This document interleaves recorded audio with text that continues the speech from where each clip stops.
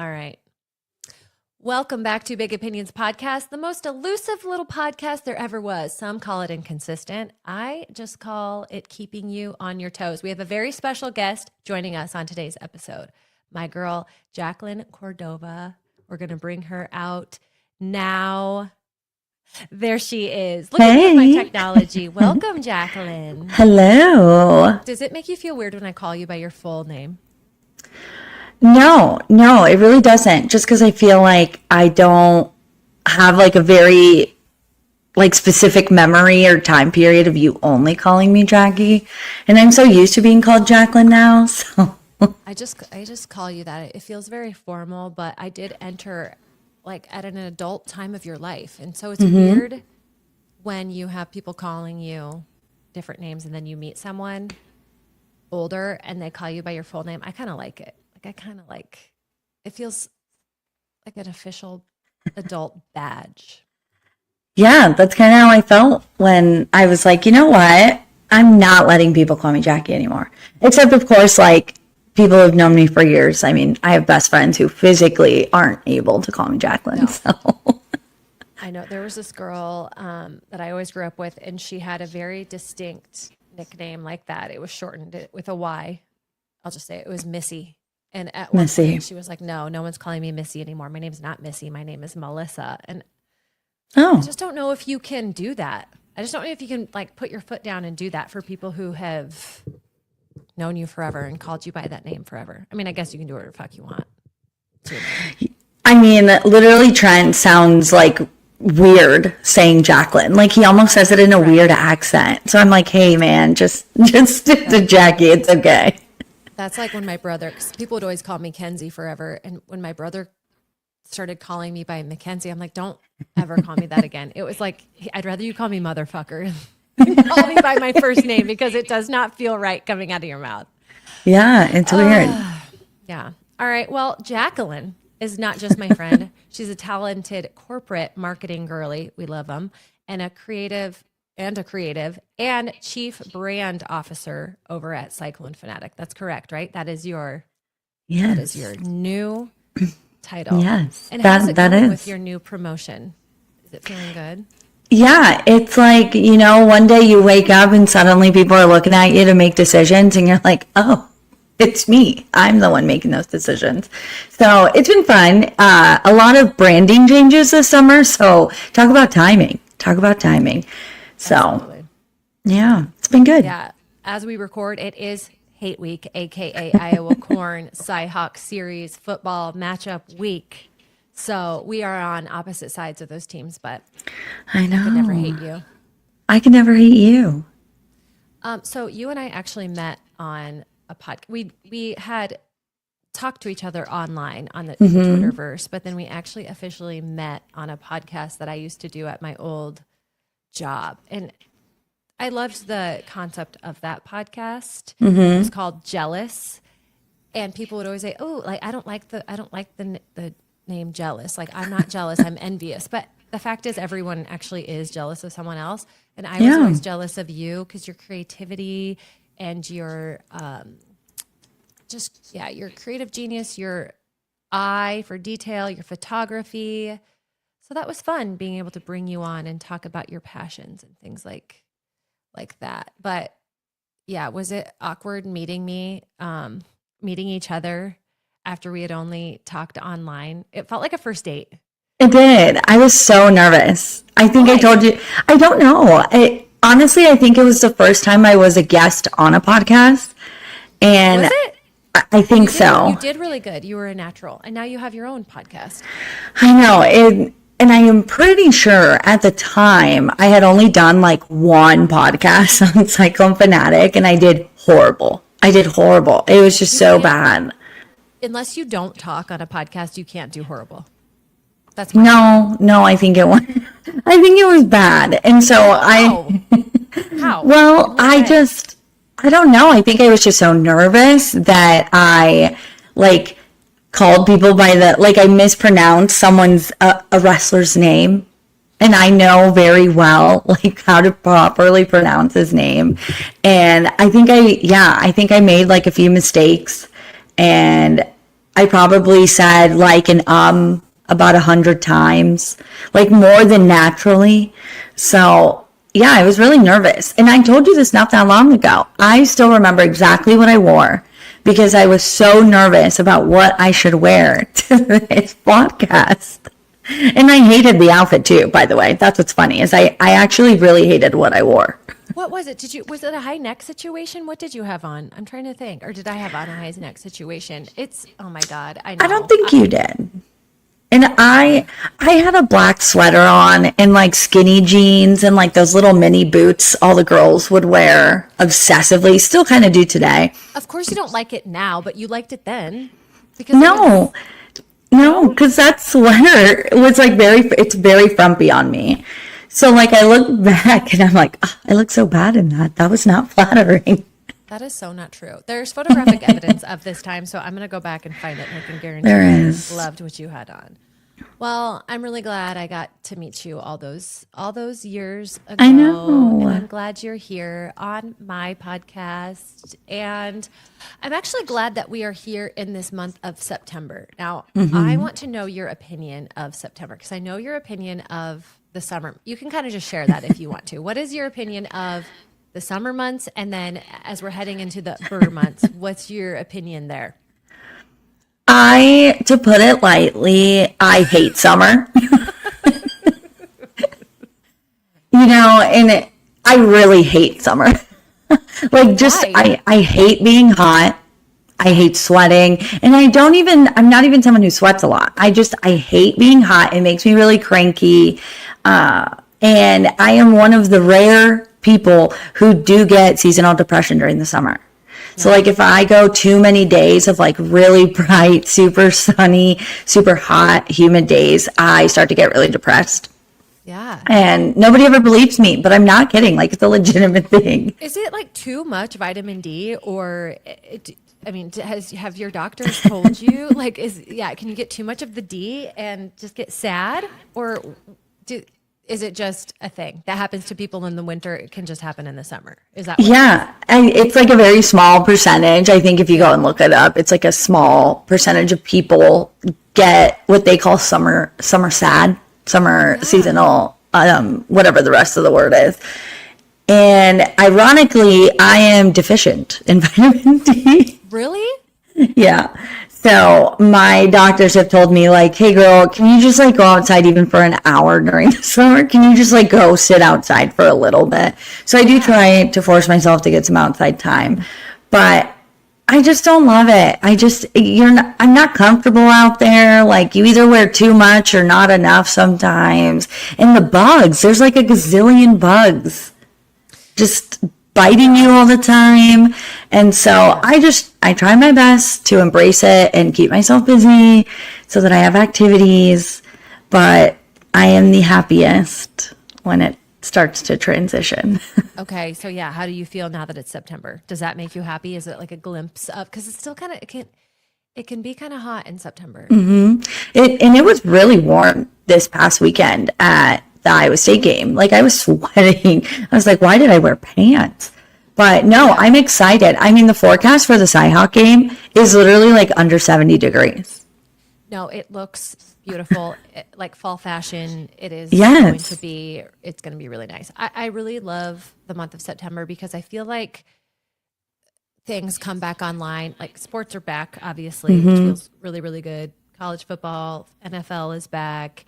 I even feel like musicians go back on tour in the fall. I feel like our shows start back up in the fall. I mean, now it's a little different with streaming, but back in the day, like programming would come back on in the fall. Like I remember Friends coming back in the fall when I was in 5th grade. Love that shit. But like even the celebrities are starting to do like interesting stuff again. Yeah, there was a couple divorces this summer, but now the celebrities are coming back.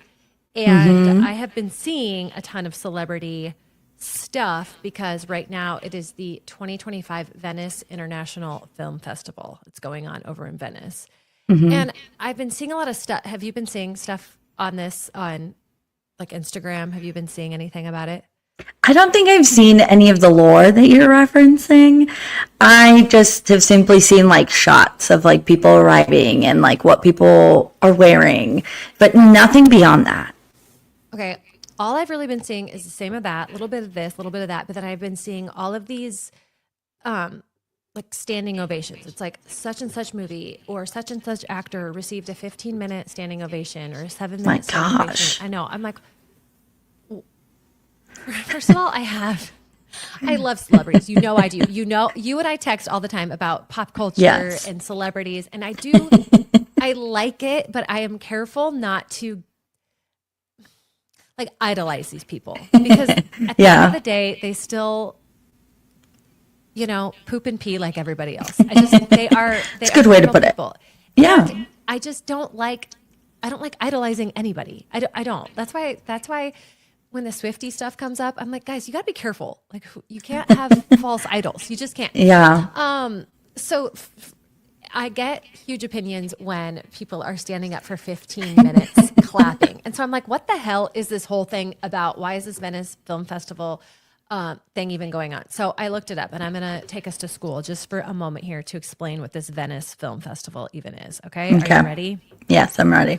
Okay, so it is the oldest film festival in the world. It started in 1932. It happens Okay. every year in late August or early September on the island of Lido in Venice, Italy. Gorgeous. Would love to be there. It's considered one of the big three European festivals with Cannes and Berlin. And it's the unofficial kickoff to fall festival season. So you've got Venice, Telluride, and Toronto. Okay. So these festivals, so like throughout the year, it's like the big Oscar nominated movies or the movies that are supposed to go to the Oscars. This is kind of where that all starts. So these festivals serve as launch pads for Oscar campaigns. Studios, time premieres here, so critics, press, and award voters can start buzzing early. So that's not till what? May? The Oscars? Aren't the Oscars not till like May? I was going to say, when is award season? It kind of kicks I think off. it is. Yeah, I think so. So it kicks off in September. So this campaign is long. It feels like a freaking presidential campaign. But yeah, so they start here in Venice. All I've seen are these ovations. I saw one. So we were talking briefly before you came on that you saw Jacob Elordi arrive. Yes.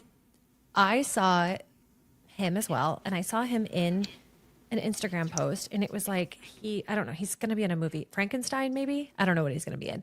But this movie received a 8-minute standing ovation. And in the middle of it, he starts crying, Oh, which annoyed me. Like immediately annoyed me because it was like, this is what is supposed to happen at this award show. right. Like, it's coming. Right, it's coming. So then I just commented, which I don't know if I had had a carb list or something. I don't know what. I don't know why I was feeling so spicy. So I commented and I said, anytime an actor starts crying, I have to remind myself that they're an actor and this is literally what they are paid to do. That's all I said. That's nothing bad. Oh my God. Death threats. I had comments of people saying like, I should go kill myself. I should go die. All these people Oh are my God. coming after me. I have to remember that this guy was on this huge Euphoria HBO show and he has like a rabid fan base. So anyway, yeah. And then people were even sticking up for me. They were like, oh my God, like that was the most disgusting thing I've ever read on the internet. So anyway, long story short, I deleted that comment and I decided to educate myself about what these fucking standing ovations are. So what is the deal with the standing ovations? They are a tradition at European festivals, especially, Jesus, there is a fly. I would say that fly is driving you nuts. Disgusting. Usually at Venice and Cannes. Okay. After a screening, the cast crew walk onto the theater for a bow, and the audiences often stand and applaud. But they've become this weird status symbol PR tool. So people time them. So they'll say like, I saw earlier one of those Johnson sisters, no, not Johnson, Dakota Fanning sisters had a 15 and a half minute standing ovation. That's crazy.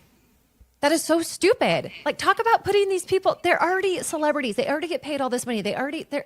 And then to stand for 15 minutes. And I'm sorry, nobody wants to stand for that long. Like, No. nobody wants to do that. Even the person being applauded. Why can't they just give them some sort of like rating or stuff? You know, I feel like the nomination to the Oscars will be the real Yeah. badge. Well, and it's just like, it's not like, I don't know. I guess it's like you said, it's like you guys are receiving praise constantly. Everything you do revolves around what people think about the work you're doing. Like it is literally like the review is what is going to matter. But like what was in said movie or whatever that warrants a 15-minute standing ovation? Like, Exactly. is the Pope present? Like, I don't understand. Seriously. And I don't know if there is truly a check mark, like a checklist of the criteria that they have to hit to get this standing ovation. And it just drives me absolutely nuts. I just don't think that. I think that there should be a limit, like maybe like a minute. If you hit the minute, then that's the threshold. But keep it under, like, decent 15 seconds, good 30 seconds, and then like fantastic minute. I just think they should cap it. Yeah. That's my opinion on that. It's just it doesn't feel organic. It feels very manufactured. I understand that Yes. it's art, but I think it's just all PR and it's gross. And I just don't think that people want to stand up for that long. And Well, that no. brings me, I think, to your big opinion this week. Speaking of Yeah. Yeah. right? So Do you want me to share it? I want you to share your big opinion. So my big opinion comes from, I went to Hinterland this summer. I went one day. I just went on Sunday. One of my best friends is a Lana Del Rey diehard. Like, that is who he lives and breathes by. And so when Lana was announced as a headliner, it was kind of like a no-brainer. Like, okay, yeah, we're going to go. Like, you're going to see her. Okay, cool. And- Time out really quick. I have a question. Yes. What's her fandom like? Like there's Swifties and there's Mm-hmm. monsters. Like, what are the Lana? I'm curious if they have a nickname, and I probably should know because, again, Trey is literally in love with her. But I feel like it's all very, I don't know. It's just like a little unhinged, but like in a classy way. Like, that's how Okay. I would describe Lana, just because it's like she honestly was a very, I'm going to butcher the word, ethereal. Yes, ethereal. Like, it was like, I'm not even that, but yes, it was, I'm not even a huge fan. Like, I like her music and I know a lot of it, but I'm not like living and dying for her. But even I was like, oh, it's her. Like, she's there. Like, she's a legitimate human being in the state of Iowa right now. It was very, very fun. But at the same time, I'm also aware this is the same woman who married that alligator hunter guy or whatever he is. Okay, And- love is love. We cannot judge people. No judgment, no judgment. I just think it's a little random when you're that famous that you fell in love with the guy who did a tour for you out in Is that in how the they swamps. met? He Yeah, did a tour for her. Oh my I God. think so. Yeah, I think I read that like she went on a tour and they like kept in touch somehow. Wow. Well, You know? you have that fan like blowing in your hair. You look like a model. I mean, that could turn a lot of people on. Maybe. Well, and it's like her voice is very angelic, but yet if you really listen, like her lyrics are pretty raunchy. And and again, there's so many clips and scenes of her performing where she has her vape in her hand or when she would be smoking cigarettes, so like it's like she's this angelic person, but yet a little rough around the edges, and I love that about her. Yeah. But I wonder if they do have a name. I Googled it. They don't have Okay. a active name. Maybe I should get on that. But that's why we went, was to go see Lana. And if you've never been to Hinterland, it's just like a smaller scale, 3-day festival, but it's one stage. It's just one stage Oh. it's one stage didn't in, know that. what the heck is it called? That small town in Yes, Charles. City? Yes. Charles? Or It's like 30 minutes south of Des Moines, I think it is. But yeah, it's literally just one big stage, and the lineup is on that stage, and it goes through it all day. But they have I did like, not know that it was only one stage, but I guess, okay. yeah, so now you're going to kind of understand where my big opinion came from, because you only have one stage, and they relocated it still within the same area, but they kind of redid the format of where the stage is located, how the festival grounds are set up. Great job to them. It was fantastic this year. But again, it's one stage, so gates open at like 10, I think, or maybe noon, but you can line up at 10. And so people truly arrive, pick their spot, that's their spot for the rest of the day.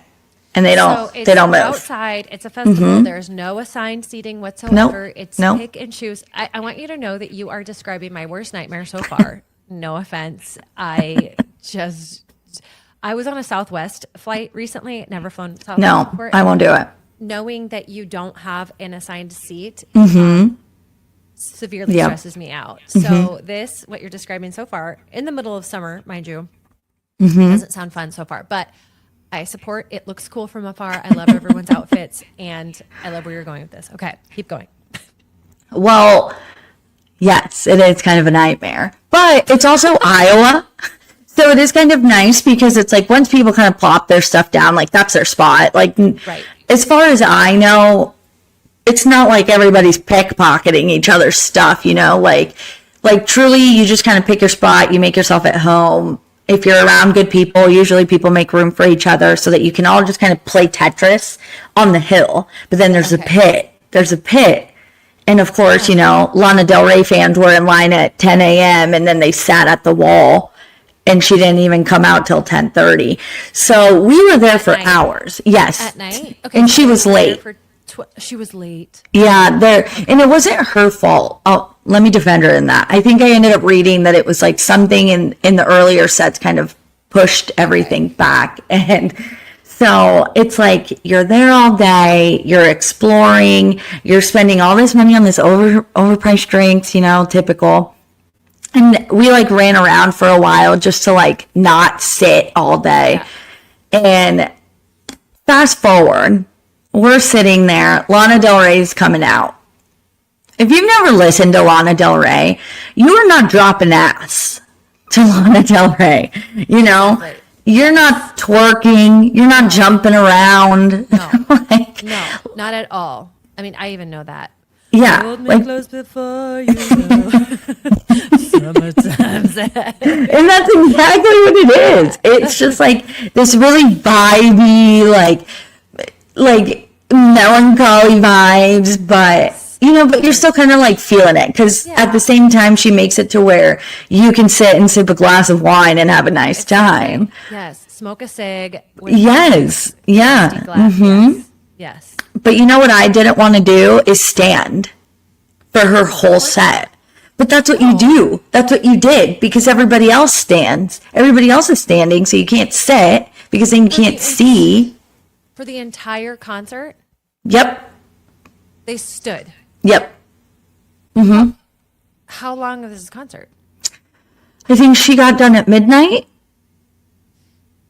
No, that's not the point. Okay, so go on. No. Okay, so your big opinion is?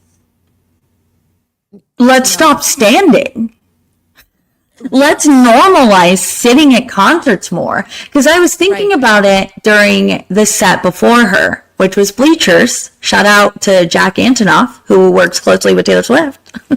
They were so fun and energetic, and it was great. And I get it from that perspective because their music and their stage presence, that's what they're doing. They want you to get up and jump and dance, and that's that's the vibe.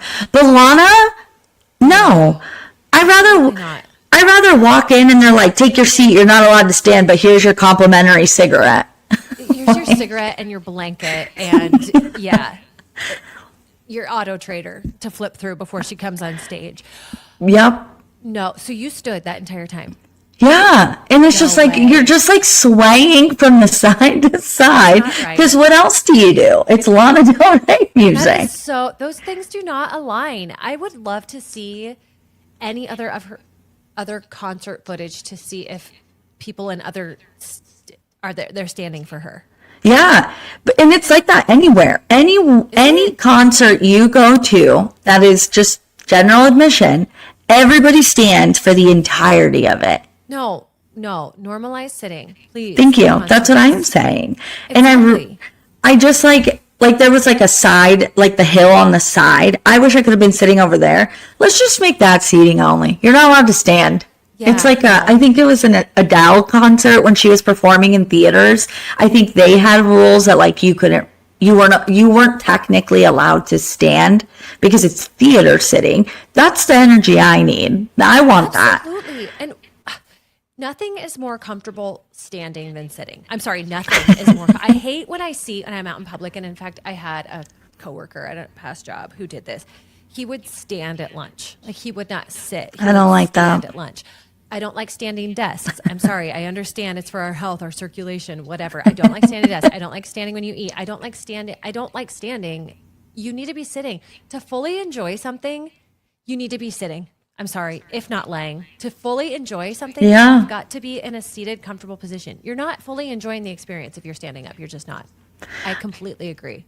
Yeah, and again, it's like, it's one thing if the artist is like, that's their vibe, like it's a pump up type of vibe. Okay, fine. I get it. Again, Bleachers did that and it was fun. I had fun. Of course. But why did I have to stand for Lana Del Rey? No, why couldn't I just sit and enjoy it instead of standing?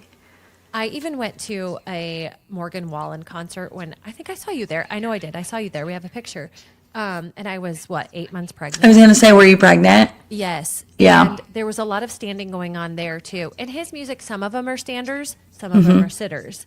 And I remember being so pregnant that I was doing a lot of sitting, but I was in the minority. People were standing around me. I'm like, I don't care. This is stupid. There are seats literally sitting and standing in front of our seats. This is dumb. There are seats for a reason. And you feel shamed. Like no one has to say it, but you are being shamed if you're sitting because you're being looked down upon. Morgan Wallen knew. He knew that you were sitting, and that upset him. And honestly, I think he felt bad for me. I think he was probably like, let this young lady, this young teen mother sit, and you all just need to sit with her. And I'll tell you when you need to stand. And I think artists need to be more cognizant of that. I think artists need to be out there, like, knowing what my audience wants and just announcing at the beginning of their show, like, hey, take a seat, enjoy yourself. If I want you to stand, you better know. I'm going to let you know. I'm going to say something. I'm going to say stand up. They need to start doing that. I think we need to put more pressure on the artists themselves. They're not doing enough to accommodate for their fans. Well, do they want us to sit? Like, I'm not even joking. I was thinking this during Hinterland. When Bleachers was performing, I was like, are they upset, you think, that we're sitting? Because there was a song that was slower and everybody sat down. And it was wonderful. And I'm like, does that upset them? Like, would these artists be upset? I want to say yes, but like, no. I paid to get in. What more can I do for you? I mean, I would assume as an artist, there's nothing better than seeing a gigantic, festival full of people standing up, enjoying my music. However, think about it when you have people come over to your house, okay, and you're hosting a dinner party and everyone's just kind of standing around. What is the first thing that comes out of at least my mouth? I'm like, please sit down. You're making me please very make yourself make yourself comfortable. Make yourself comfortable. And in turn, you'll make me more comfortable because all this standing around staring at each other is really bugging me out. I don't like it. So maybe it's that. I don't know. I think it'd be unsettling to be singing a very sad song and to be watching a bunch of people like just stand. It's creepy. It is. And what's funny is Chris took Trent and I, my best friend, with him and his family. We got lucky. We got the extra tickets to Cody Johnson, country singer. Yes, Chris Williams. He had sweet tickets at the Iowa Event Center. Oh, fancy. And so Trent and I were like, we're in, like we're coming. And it was fantastic. We were sitting. We just got to sit. We had brownies. Chairs. I had unlimited drinks. It was great because I got to sit and just sing and just like dance in my seat instead of standing for hours. And you know what? If I knew I could sit, I'd probably be more creative with my outfits. Exactly. That's exactly. everything is better when you're able to sit. Absolutely. Every experience can be made better if there is an option to sit. Yeah, I agree. That's what I'm saying. That is a great opinion. In fact, I think we need to get the ball rolling on getting this completely just changed for all concerts. Have seating sections where, hey, if you buy a ticket in this section, it's a seating only. I feel like that's what it is. I feel like there's standing only at Well, in theory. But why is everyone else Yeah, no. I don't know. I don't like it. Why would you want to exert extra energy when you're just there to have a good time? I'm never looking to go out of my way to burn more calories than I need to. I'm just not. It's like the Des Moines Waterworks Park. What is it called? Yep. They do summer concerts, and their entire setup is meant for that. Like if you are in the grass, you're sitting in your lawn chairs. If you want to stand, you go to their little like paved spot in front of the stage, and everybody still gets a view. Because I went to a concert there for like a smaller artist that I really liked, and I got to sit the whole time. It was fantastic. It was great. That one too. I went to Maren Morris out there. Oh my gosh! It must have been in the same few months that I went to Morgan Wallen. I went to Maren Morris and Haley Witters out at Waterworks. Wow. Ro got ass down. I was saying Ro really got herself ready. She really did. Was that Ro? It must have been. If it was within the same time, yeah. I've got so many kids. It's hard to keep track. Do you know that well, my big opinion is that kids shouldn't be allowed to get sick within the first week of school. However, I have a sick little boy upstairs right now. Cash has strep throat. Of course he does. Yeah. Because they all always get sick. They do. And you know, I've got pretty healthy kids, but he said he didn't feel good last night. And I was like, yeah, I think you just have like the Sunday scaries because he didn't want to go to school today. But I reminded him because our school had professional development today. So long story short, they didn't have school. And I'm like, you don't have school tomorrow. And he perked back up. And I was like, see, he's not sick. No, he is sick. He has a fever. He has strep throat. So now, geez. Yeah, and I kissed that kid on the lips because, you know, I just got You're getting... So I'll probably be getting the strep as well. Well, let's hope you don't have it for the CyHawk game. I know. So speaking of CyHawk, I also, in your big opinion on the standing at the concerts, I gotta say, and maybe you'll have a different opinion on this because you are a woman about town. And by that, I mean, you are out there doing work, working these football games, like photographing and working. Okay, when you turn and you look at the crowd and everyone is standing, is it just better energy? What do you think the athletes want? Do you think the athletes want their audience, their fans, do you want them to be sitting? I don't know. I just like to have a seat at a football game too. Mm-hmm. What do you think? I think it depends because I've asked them before, like, do you hear it? Like, do you feel it? Sometimes they do, sometimes they don't. Sometimes they really are just pumped with so much adrenaline that they're blocked out. They don't hear anything. They're in the zone. Okay. But I do think in like those key moments when it's like, oh, it's third down or the team is, I don't know, they just took ahead of the game. Yeah, whatever. They have pick six. Yeah, whatever fun thing is happening. I do think those moments are important to have that energy and have the fan participation and like standing and screaming and jumping. Like you do feel it, and it is very, very cool. Yeah. But I also think it's okay if you sit down after like the 45 seconds. The whole time. I'm sorry. No, that was my nightmare as a student. I hated that I had to stand the whole time. And I understand the student section's a little different. They're the energy setter, so you want them to be doing that. But yeah, sometimes I just want to sit and watch the game.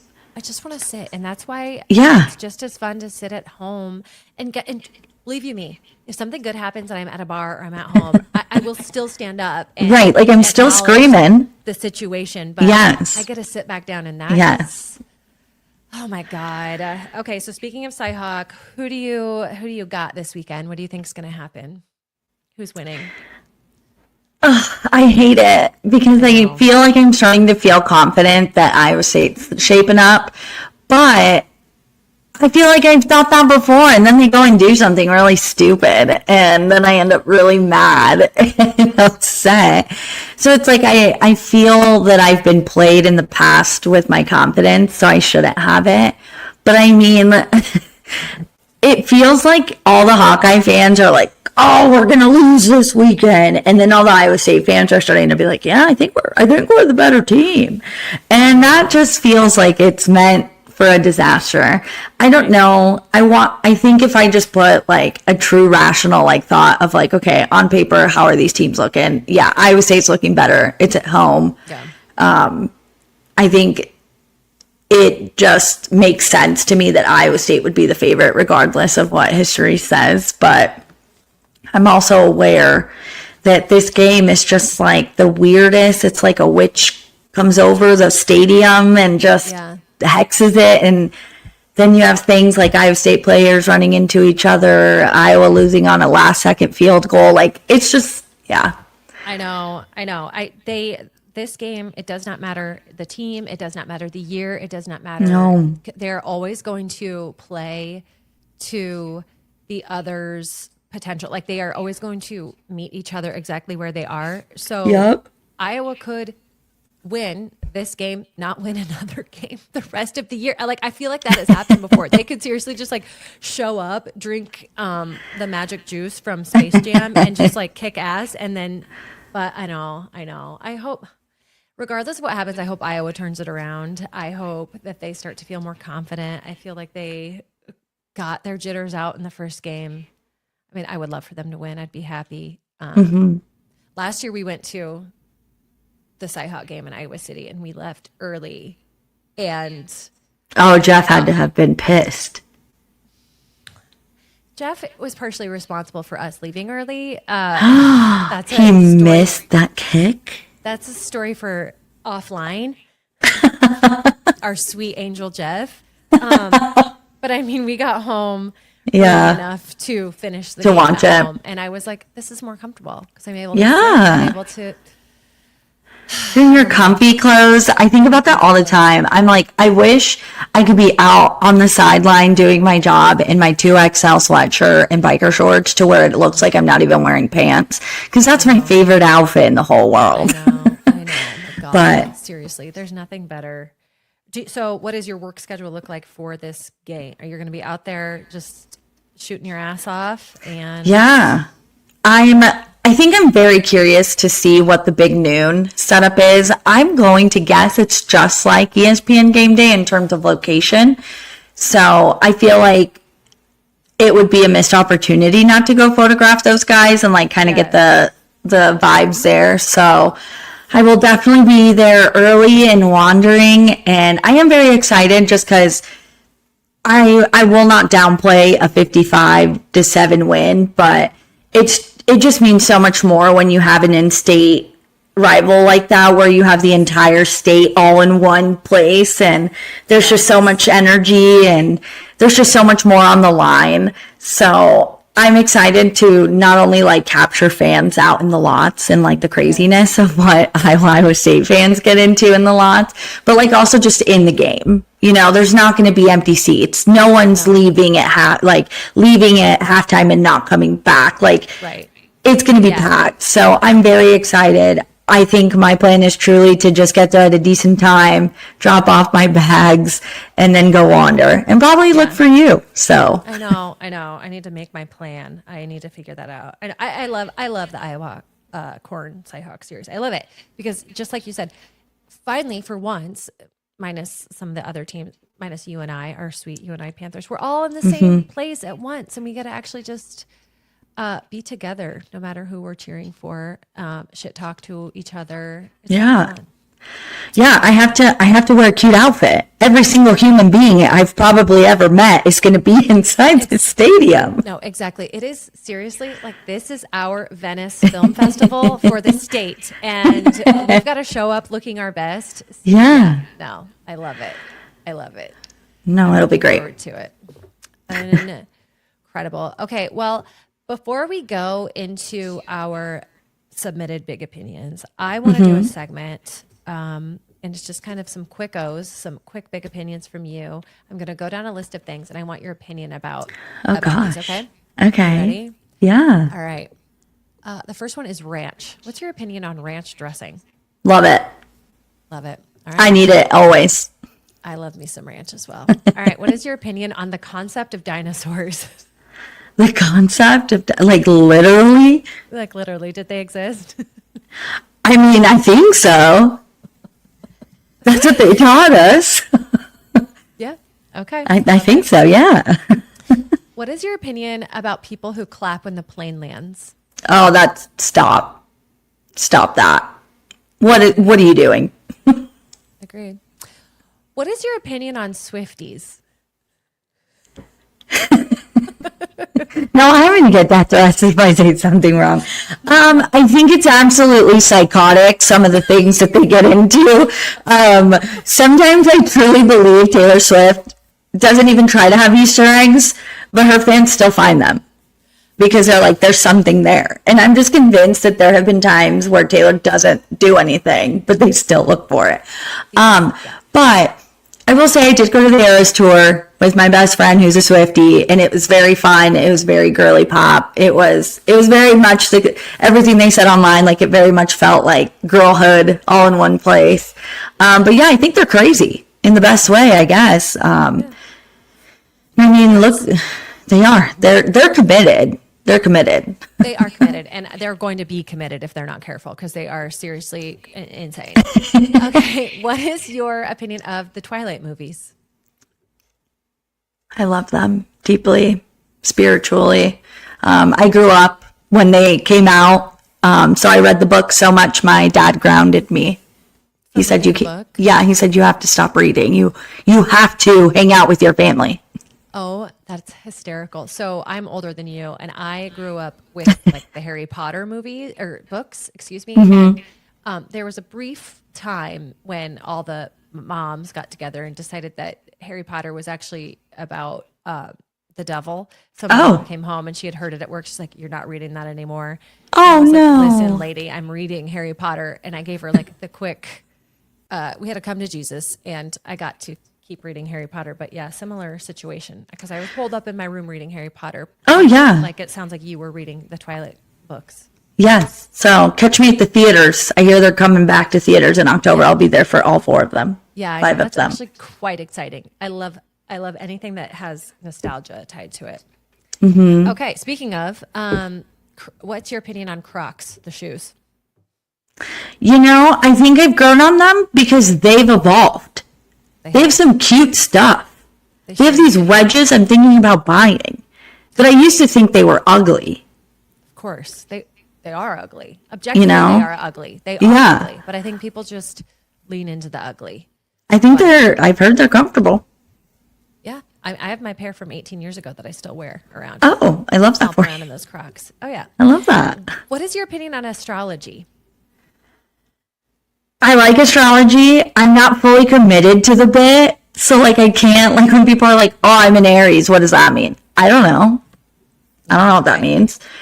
But I do know a lot about my astrology. I know all my rising, my moon. I know all of it. See, I paid someone to get like a official reading, maybe like $10 or something. I still have it sitting there. I don't know what any of it means. I do think people use astrology to make excuses for their bad behavior. I think if someone has a bad day, they can find anything in their little chart and say like, "Oh, well, that's just because I'm a Gemini crossing or whatever."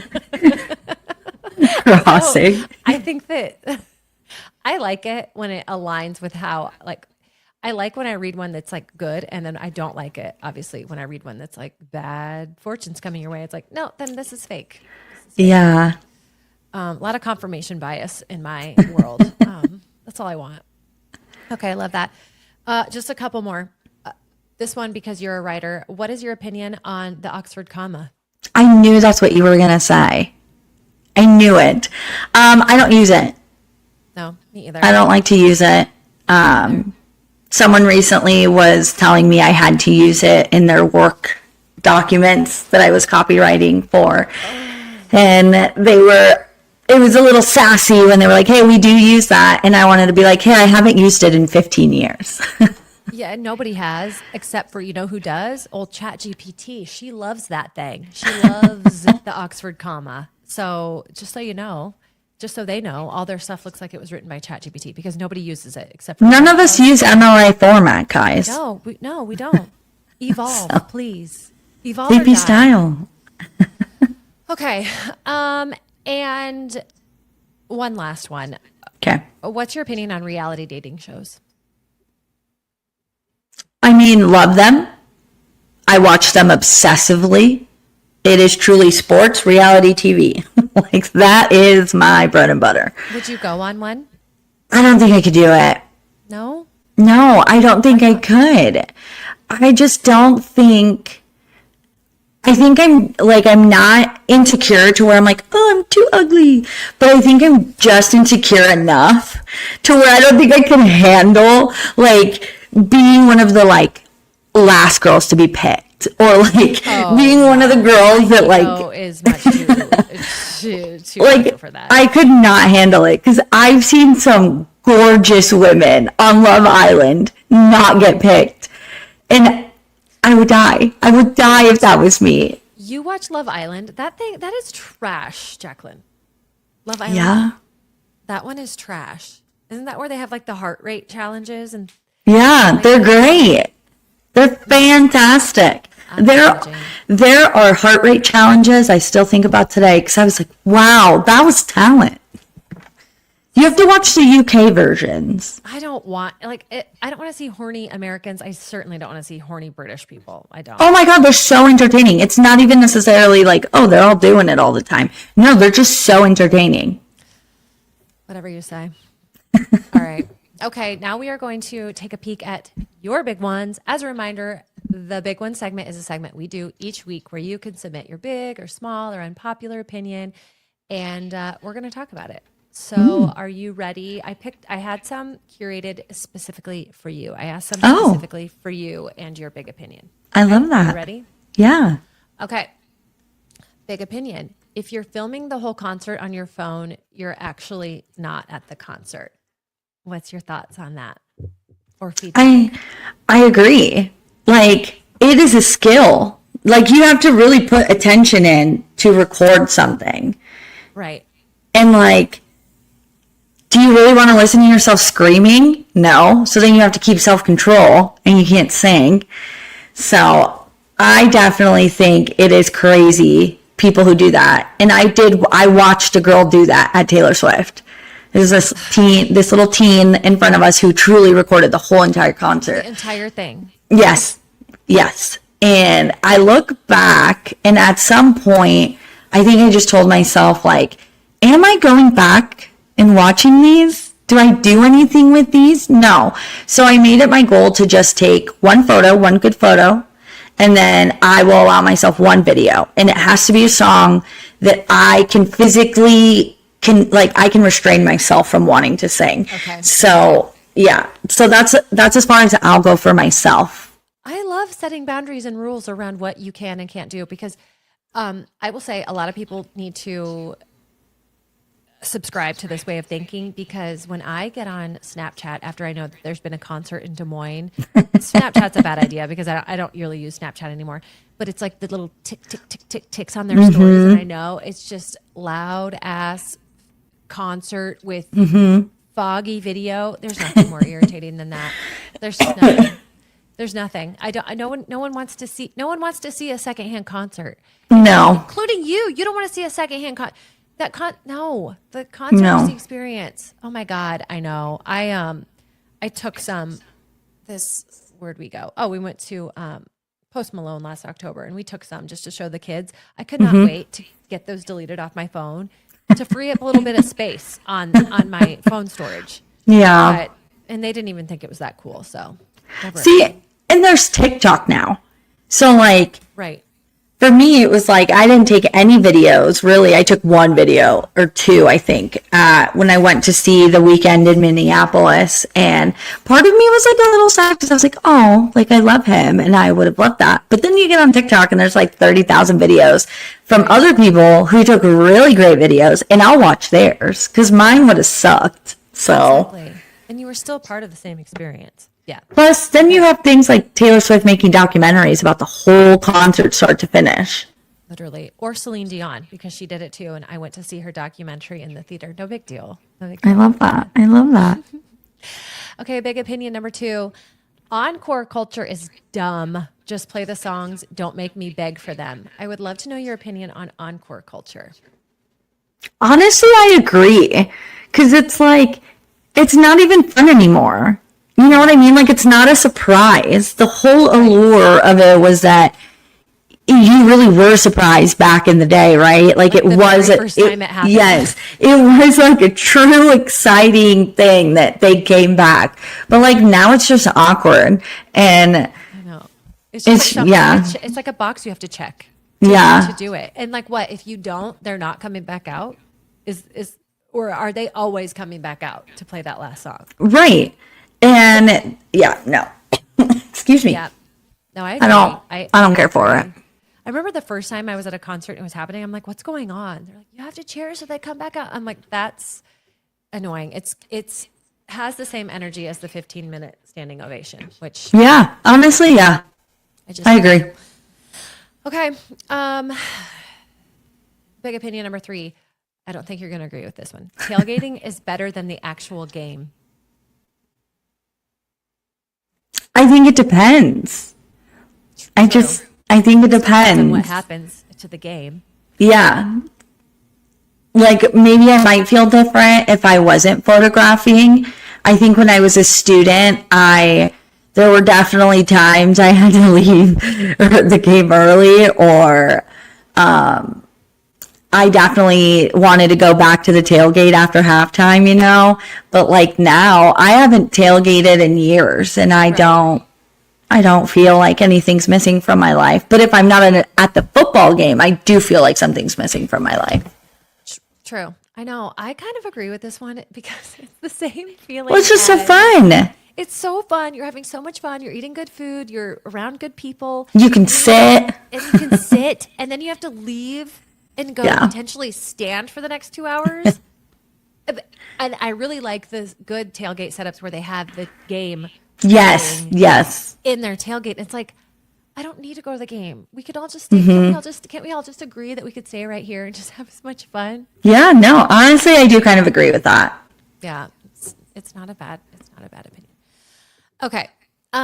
Big opinion. Storming the field is overrated. It always looks better on TV than it feels in person.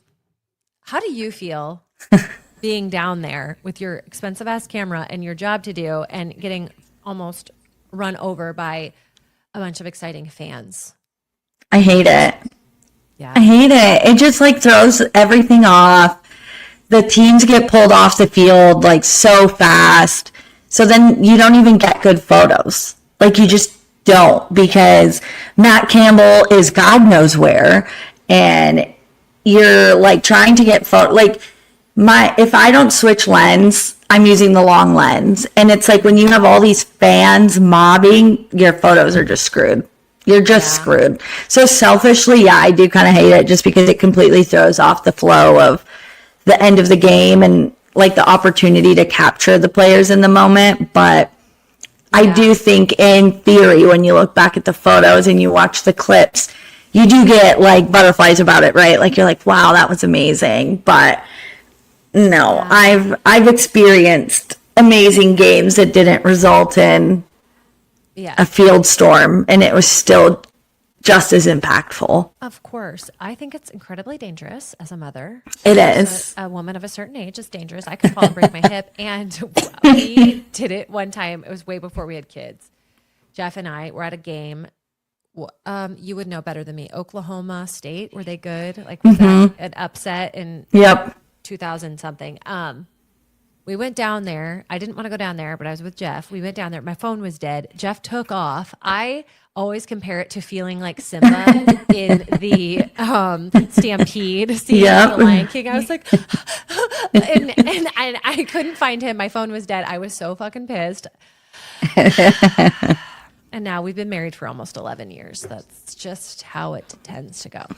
Yeah. All right, just a couple more. These have nothing to do with anything. Okay. Big opinion. Pajamas should be socially acceptable in public. I mean,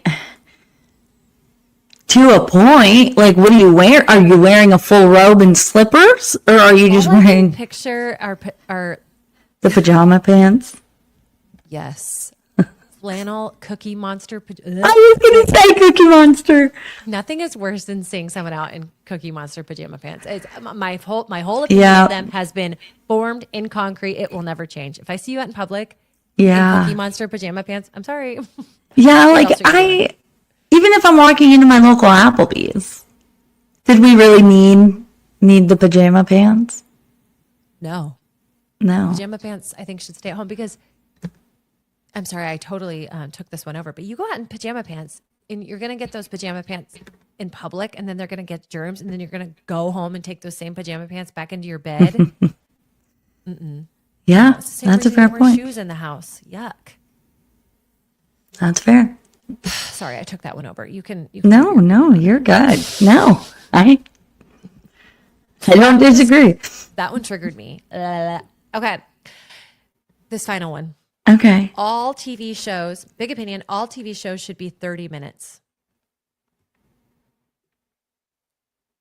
You know, I wouldn't disagree as long as it doesn't alter what I'm getting, right? Like, if Game of Thrones was 30-minute episodes, I wouldn't care as long as I still get the same content. But yes, I do agree. It kind of goes back to what we were talking about yesterday. I hate that we have somehow gotten to this place where, documentaries are 8 episodes long, or you have Game of Thrones giving you hour-and-a-half episodes.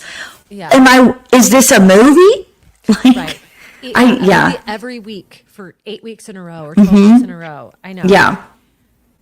Yeah, I could agree. I mean, 45 minutes to an hour. I understand the want to try to extend the human attention span since it's getting so short, and I love long form storytelling. Yeah. And so 30 minutes, I think you can wrap up a lot in 30 minutes. You can. But I agree, like an hour and a half, 8 episode documentary drives me insane. Yeah, me too. It's just, I don't even think the conversation anymore needs to be about our short attention spans. And I have one. Like, 30-minute episodes are the sweet spot for me. But, like, why are seasons only 8 to 10 episodes? Right. And then why are you taking 3 years to give me the next season? Oh. That's my real biggest problem. But that's such a good point. Yeah, I know. I agree, especially because we've become so spoiled, I think, just with streaming and just the way it's all set up now. Yeah. But yeah. And I tell you what, when that writer strike happened and set us all back like 2 years, it really pissed me off. I'll be honest. Shrinking season 3 for a long ass time. I still haven't seen it. Oh, you would like that show. Yeah. I think what's the same? You did. Because we talked about it when you agreed to watch Severance. Yes, I wasn't going to watch Severance. Okay, so since I watched Severance, please. I'll watch Shrinking. I will. And I know I hate to be told, you really need to watch this. I don't like to be told that. And you really didn't do that to me with Severance. I am definitely doing that to you with Shrinking. But I did. I was kind of the same way, and I watched it, and now I just, like, all my best friends are ghosting me for a long time because it's really good. It's really good. Honestly, yeah, that is I'm going to start telling people that. I just get so attached to shows because they're just a comfort thing. And so I rewatch shows a lot. And in my craze of obsession with Severance, I did rewatch, I think, the first season like twice after I watched it. That would be a really good one to rewatch, especially knowing what Yes. you know in the later seasons. Yes. Or wait, has there been two? Yeah. Too, Knowing yeah. what you know, to go back and catch some of those Easter eggs that I'm sure they put in there but I heard Ben Stiller isn't directing the third season, and that's I don't like that. me either. I want it to give me the exact same feelings that it gave me in the first. Yes, exactly. Okay, Jacqueline, thank you so much for joining me on Big Opinions. Thank you for having me. I did, of course. Just a yap session that's recorded for everybody. Now everyone get a taste of what we talk about on Yeah, this is basically our text messages, just maybe toned down a little bit. Yeah, a little bit. We haven't talked about work and just a little that's polished. good. Yeah, it is. All right. So thank you for joining me. Thank you all for listening. And in my opinion, you want to say it with me? We say, and in my opinion, you're the best. Okay. Oh. So in my opinion, you're the best.